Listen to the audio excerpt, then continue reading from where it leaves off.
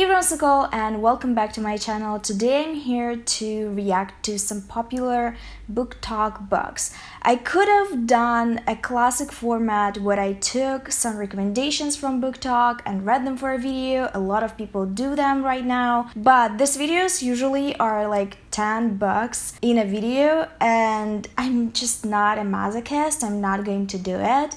This is like way too much commitment for me. So instead, I'm just going to react, give you hot takes and unpopular opinions on a video that I recently encountered, the concept of which was basically to count how many popular Booktok books you've actually read. And I found it very interesting because I do want to know how many of them I read.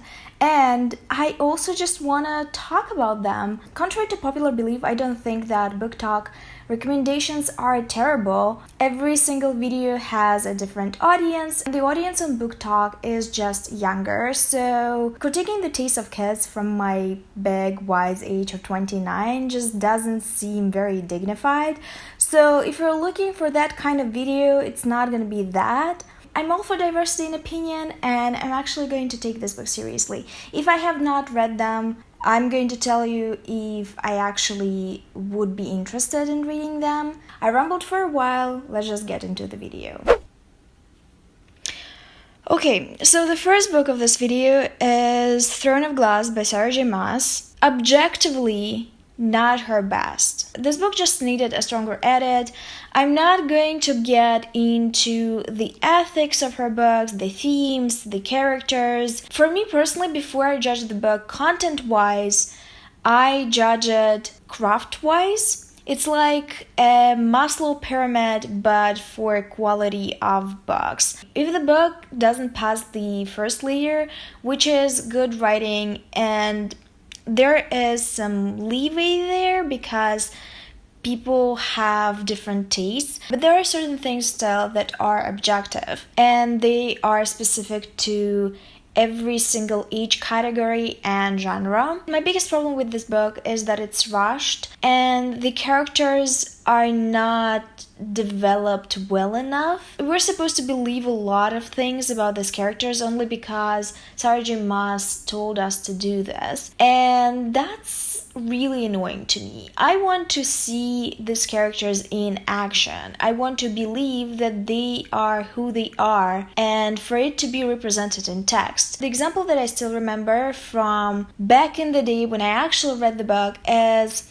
how Selena, I think her name is Selena or Selena something, accepts a bag of candy without questioning it at all, knowing that she is in a dangerous situation potentially in the castle, and while being an assassin, I want to believe that an assassin would check the food that they eat for poison. It just doesn't make sense. I also believe that a lot of people that enjoy Sarah J. Maas's books because they are fantasy romances would love urban fantasy and adult paranormal romances. There are plenty of authors that were doing what Sarah J. Maas is doing and are still doing it and doing it better. If you want some recs, look into Ilona Andrews, for example.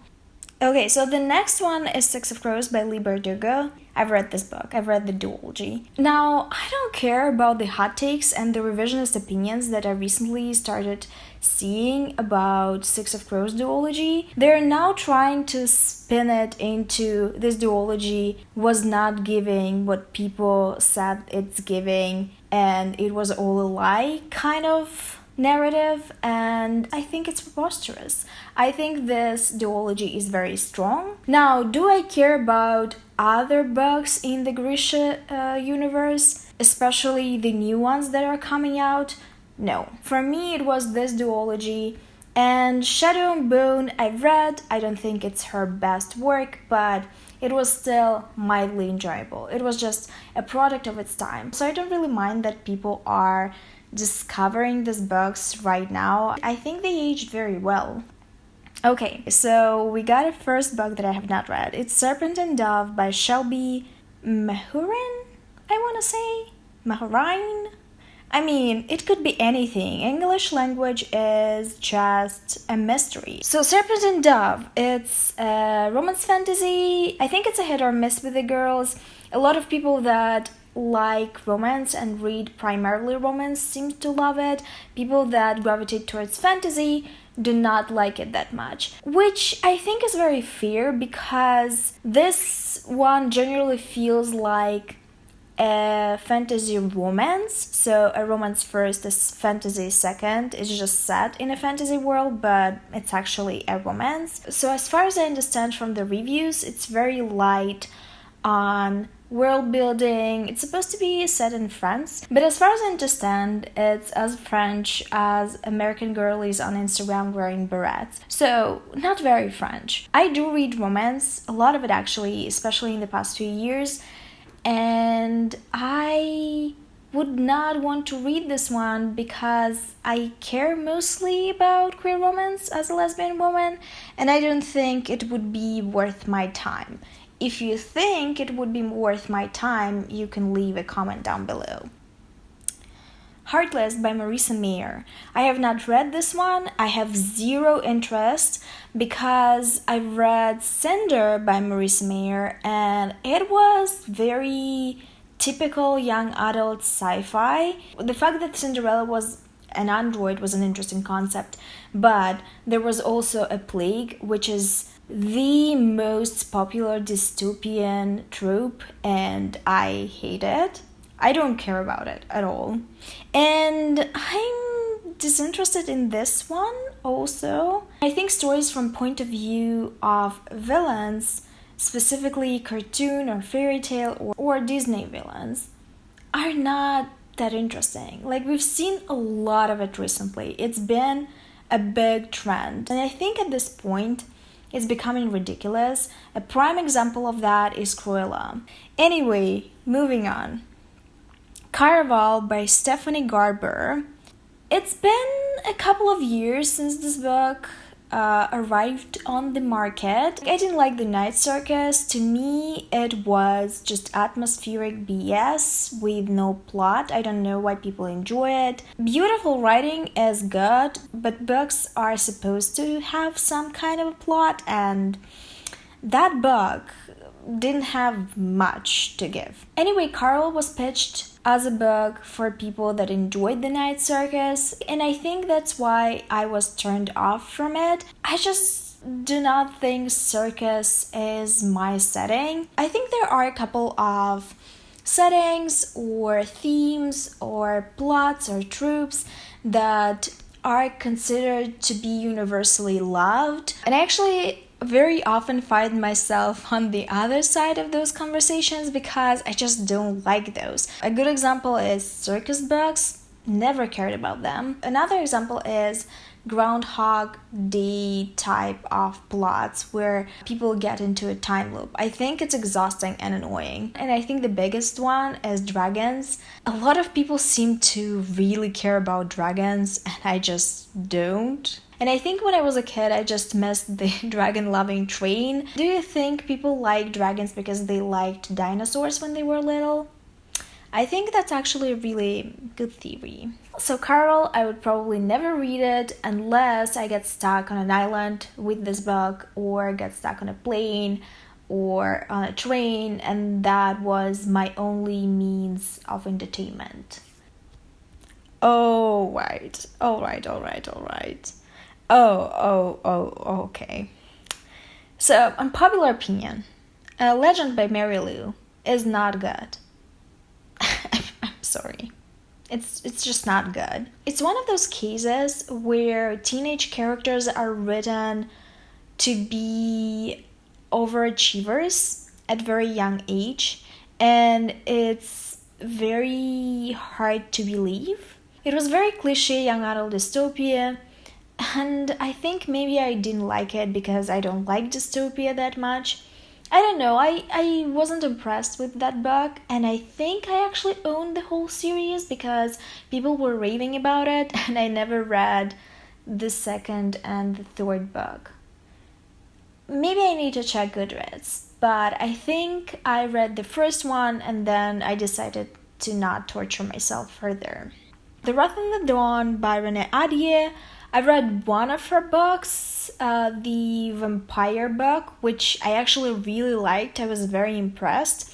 It was very much gothic fiction and very much not Twilight, which is my vibe. This one is supposed to be a retelling of Arabian Nights, I think. I think when it comes to retellings, I have to be either a big fan of the original or obsessed with the author that does the retelling, or read a pitch that gives a very different angle to the story. I think the angle of this one was just it's a retelling of an older classic adult story as a young adult book, which is just not enough for me.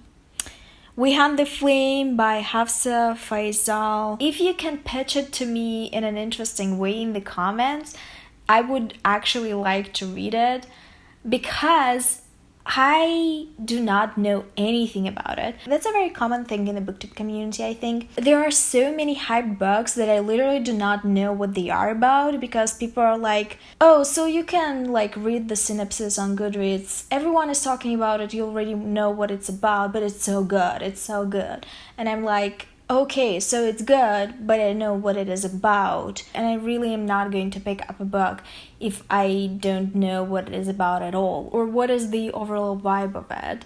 So, if you can pitch me this book, pitch it. Daughter of the Pirate King by Tracy Levenseller. I think this one is middle grade. I don't read middle grade. The Invisible Life of Eddie LaRue by V. Schwab. I actually want to read this one at some point. I still think that Vicious is V. Schwab's best work, and I gotta read this one. I think a lot of people come into this one expecting adventurous fantasy, and it honestly kind of gives me more literary fiction, which I think is why a lot of people didn't like it.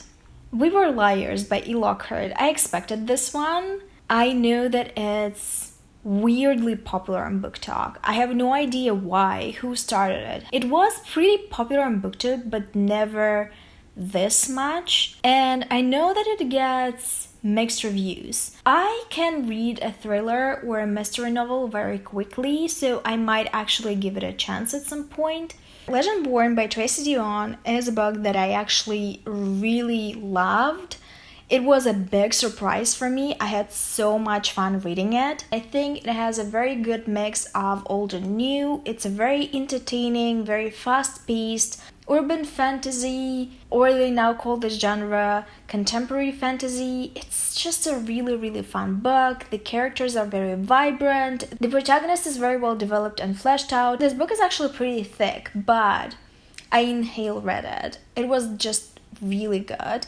I gotta say that the magic system was a bit difficult at first, but after I figured it out, it was a smooth road forward. Love this one, cannot wait for the sequel. They Both Die at the End by Adam Silvera. I refuse to read this book. We know how it ends. It literally is in the title. I know that there are people out there that love these types of books. I don't. I love rom-coms. I love uplifting, lighthearted books, or I love historical fiction that goes a little bit deeper and is a bit more melodramatic, or I love just adult books that deal with tough topics, but I love a balance, you know. From Blood and Ash by Jennifer L. Armentrout. This one is another fantasy romance. I'm extremely disinterested in it because that's just not my cup of tea. I would actually like to try a queer fantasy romance because I have not read that many, but I don't think I'm going to enjoy this one. I just don't want to try it. I just don't think I'm going to enjoy this one because it's often pitched as a book for lovers of Sarah J. Maas, and I definitely don't love Sarah J. Maas, so why would I read it? Shatter Me by Tahir Mafi. I have not read it when it was popular. I'm not going to read it now. The concept was never interesting to me. A girl that kills people by touch. I really am not into angsty romances. You see what I mean? Well, The Song of Achilles, though, by Madeline Miller, I've read that shit and I loved it. I think the difference is that it's Greek mythology and I was warned beforehand. As in, I know Greek mythology because I'm a human being living on Earth. And also, I just love this too. I know how their story ends. I think it's incredibly romantic, and I think when it's put in a historical context, especially in the context of a myth, it's kind of less sad, even though I cried backheads. So the scores of this video are: if you read 1 to 3 books from this list, it means that you don't really follow the trends. 4 to 7, it means it's not a priority, but you still read them. 8 to 12, you're definitely on top of Booktok trends. 13 to 17, wow, just wow. This person means you're a nerd. Anyway, I think I fell on 4 to 7. I didn't count. I think in general for me, trends are not a priority. When I hear about a fun, interesting book that actually sounds like my cup of tea, I do pick it up. Tell me in the comments down below how many of this you read and which results you got from this video challenge. I don't know what it is. If you want to pitch me books that I have not read from this list but you think I'm going to enjoy, do this in the comments down below. Also, this is it for today. Thank you for watching. I hope you enjoyed this video and I'll see you soon with another one. But until then,